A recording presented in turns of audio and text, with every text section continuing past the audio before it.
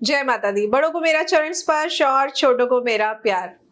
तो आइए अब जानते हैं कि कलश स्थापना के बाद और दीप देव को स्थापित करने के बाद हम किस प्रकार माँ दुर्गा की, माँ भवानी का पूजन शुरू करें। सबसे पहले आपको एक पात्र में जल लेना है जिसमें थोड़ा सा गंगा जल जरूर मिला लीजिएगा। इसके बाद आपको आचमन करना है। आचमन करने की जो विधि होती है वो 3 बार आपको अपने हाथ में जल लेना है। आप लेफ्ट हैंड से स्पून ले लीजिए, उससे जल लेकर राइट हैंड में जल लेकर आपको 3 बार आचमन करना है। आचमन करते समय आपको जल खुद पीना है और जल पीने के बाद में आपको चौथी बार जल लेकर अपने हाथों को धो लेना है। लेकिन जब आप आचमन करेंगे तो हर बार आचमन करने पर आपको 3 अलग अलग देवताओं के नाम का जाप करना है।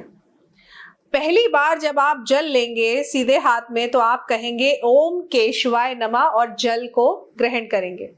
दूसरी बार जब आप जल हाथ में लेंगे तो कहेंगे ओम माधवाय नमः और तीसरी बार जब आप जल को हाथ में लेंगे तब कहेंगे ओम ब्रह्म देवताय नमः। चौथी बार जल लेकर आपने अपने हाथों को धो लेना है। इसके पश्चात फिर आपको एक सुपारी लेकर उसमें कलावा लपेट कर गणेश जी को स्थापित करना है। गणेश जी की स्थापना आपने माँ दुर्गा की मूर्ति के साथ ही में करनी है, लेकिन चौकी पर गणेश जी को स्थापना करने से पहले आपको एक मुट्ठी चावल लेकर चावल रखने हैं और उसके ऊपर आपको गणेश जी की स्थापना करनी है। गणेश जी की स्थापना करने के बाद में फिर आपको वो जल लेकर या तो पान के पत्ते या अशोक के पत्ते या फिर फूल लेकर माँ दुर्गा को और गणेश जी को स्नान कराना है। स्नान आप गलती से भी अपने हाथ में जल लेकर स्नान मत कराइएगा। या तो सिर्फ और सिर्फ फूलों का इस्तेमाल करिएगा या फिर जैसा कि मैंने कहा पान के या अशोक के पत्ते ये लेकर सबसे पहले आपने 3 बार गणेश जी के ऊपर जल को छिड़कना है। उसके बाद माँ दुर्गा के ऊपर 3 बार जल को छिड़कना है। जल छिड़कने के बाद में मतलब जब आपने स्नान करा दिया है उसके बाद में आप जो माता रानी के लिए चुनरी लेकर आए हैं उस चुनरी पर भी जल छिड़कना है। आप एक बात का विशेष ध्यान हमेशा रखिए कि जब भी आप कोई वस्तु लेकर आते हैं अपने इष्ट को देने के लिए तो उस पर हमेशा थोड़ा सा जल, गंगा जल मिला हुआ जरूर छिड़किए, क्योंकि आप नहीं जानते हैं कि वो किस तरीके के हाथों द्वारा लगकर आप तक पहुंचा है। तो अपने इष्ट को कोई भी चीज आप देने से पहले उसको पवित्र जरूर करिए। और जल ही हमारी पृथ्वी पर एक ऐसा साधन है जिसको मैं कहूंगी कि देवताओं ने भी ये पुण्य की प्राप्ति कर रखी है कि ये कभी भी गंदा नहीं हो सकता है। इस वजह से हमेशा आप जो भी सामग्री लेकर आए हैं चाहे वो फल हो या फूल हो, आप सब पर जल जरूर छिड़किए। इसको छिड़कने के बाद में आप माँ दुर्गा के जो भी आपने फोटो फ्रेम रखी है या फिर मूर्ति रखी है चुनरी माता रानी को अर्पित कर दीजिए। चुनरी अर्पित करने के बाद में आप थोड़ा सा हल्दी लेकर गणेश जी को पहले हल्दी का तिलक लगाइए और उसके बाद फिर माँ दुर्गा को तिलक लगाइए। इसके बाद थोड़ी सी रोली लेकर गणेश जी को तिलक लगाइए और फिर माँ दुर्गा को तिलक लगाइए। फिर थोड़े से चावल लेकर गणेश जी को तिलक लगाइए और फिर माता रानी को तिलक लगाइए। इसके पश्चात हल्दी, सिंदूर और चावल का तिलक आपने सबसे पहले खेत्री को लगाना है और उसके बाद में फिर आपको कलश पर तिलक लगाना है। खेत्री मतलब कि जो आपने जिसमें ज्वारे बोए हैं, जौ बोए हैं। इसके बाद आपको धूप या अगरबत्ती जो भी आप यूज करते हैं वो जलाकर रख लीजिए। इसके बाद माता रानी को आपने फूलों की माला अर्पण करनी है। गणेश जी क्योंकि सुपारी पर छोटे से बने हुए हैं तो आप केवल उनको फूल भी चढ़ा सकते हैं। सबसे पहले गणेश जी को फूल चढ़ाइए, माता रानी को फूलों की माला चढ़ाइए और एक फूलों की माला आप अपने कलश के ऊपर भी स्थापित जरूर करिए। इसके बाद आप जो भी पाठ करना चाहें वो जरूर कर सकते हैं। आप चाहें तो दुर्गा सप्तशती का पाठ कर सकते हैं, आप चाहें तो अर्गला स्तोत्र का पाठ कर सकते हैं, आप चाहें तो दुर्गा चालीसा का भी पाठ कर सकते हैं। अगर आपके पास समय नहीं है, समय कम है और आपको ऑफिस जाना है, और क्योंकि अब बच्चों के स्कूल भी शुरू हो जाएंगे, तो ऐसे में आप माता रानी को प्रसन्न करने के लिए अगर नियम से दुर्गा चालीसा का पाठ भी करेंगे, जिसमें केवल मात्र मैं कहूंगी 5 से 7 मिनट लगते हैं या ज्यादा से ज्यादा 10 मिनट आपको लगेंगे, तो 10 मिनट का समय निकाल कर अगर आप सिर्फ और सिर्फ दुर्गा चालीसा का पाठ भी कर लेंगे ना, तो माँ भवानी का आशीर्वाद आपको जरूर मिलेगा।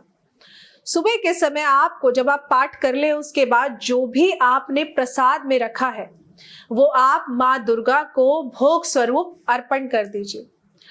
प्रसाद में क्योंकि आपका व्रत है तो इस बात का ध्यान रखिएगा कि नमकीन चीज कोई भी माँ को नहीं चढ़ानी है।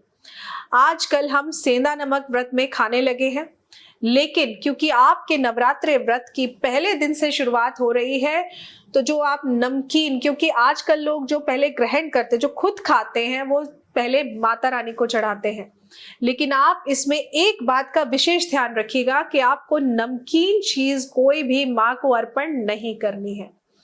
आप फल और मिष्ठान जो भी लेकर आए हैं उसका भोग जरूर लगाइए, लेकिन ध्यान रखिएगा बताशे जरूर होने चाहिए, क्योंकि बताशे माता रानी को बहुत प्रिय है।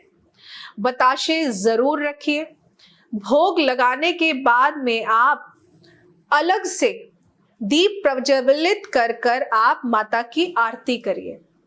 माता की आरती आप जिस भी थाली पर रखकर करेंगे वो थाली खाली नहीं होनी चाहिए, इस बात का आपको खास तौर से ध्यान रखना है। दीपक के अंदर आपने थोड़े से चावल जरूर डालने हैं जिस दीपक से आप आरती करेंगे, और उस थाली के अंदर या तो आप फूल डाल लीजिए या फिर आप चावल डाल लीजिए, लेकिन थाली में सिर्फ खाली दीपक नहीं होना चाहिए, इस बात का खास ध्यान रखिए।